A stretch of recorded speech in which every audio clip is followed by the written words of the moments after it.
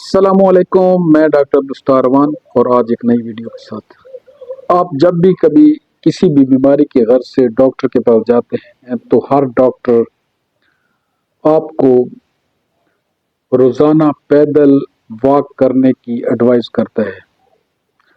मैं भी करता हूँ, हर डॉक्टर करता है और आज तक किसी भी डॉक्टर ने ये नहीं बताया होगा कि पैदल चलने के फ़वाइद क्या हैं। तो सामाईन, मैं आज की वीडियो में आपको रोज़ाना 40 से 1 घंटा वॉक करने के फ़वाइद बता रहा हूँ। सबसे पहले तो पैदल चलने का जो फ़ायदा है वो है आपकी याददाश्त बेहतर होती है, दिमाग को ताकत आती है, स्ट्रेस, टेंशन, डिप्रेशन ख़त्म होता है, दिमागी तनाव ख़त्म होता है, याददाश्त बेहतर होती है, दिमाग को तक़वियत मिलती है, अल्जाइमर की बीमारी ख़त्म होती है, यानी आपको भूल जाने की बीमारी ख़त्म हो जाती है, आपका मूड बहुत अच्छा हो जाता है। इसके बाद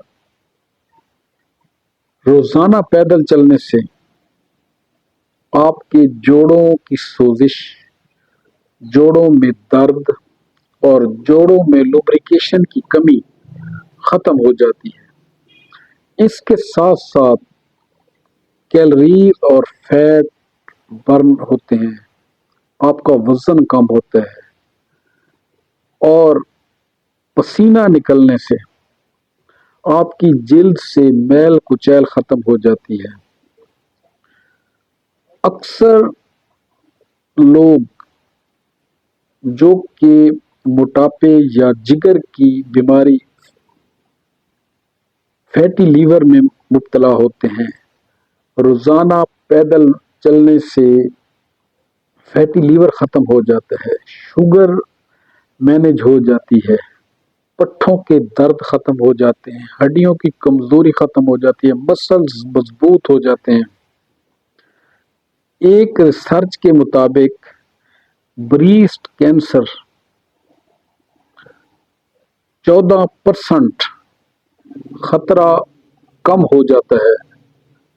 और एज ए मुस्लिम तो हमारा अकीदा ये है कि ज़िंदगी मौत अल्लाह ताला के हाथ में है, मगर एक रिसेंटली रिसर्च में ये भी बताया गया है कि जो लोग एक्सरसाइज करते हैं वो 28% लंबी उम्र गुजारते हैं बनिस्बत उन लोगों के जो रोज़ाना पैदल वॉक नहीं करते। रोज़ाना पैदल वॉक करने से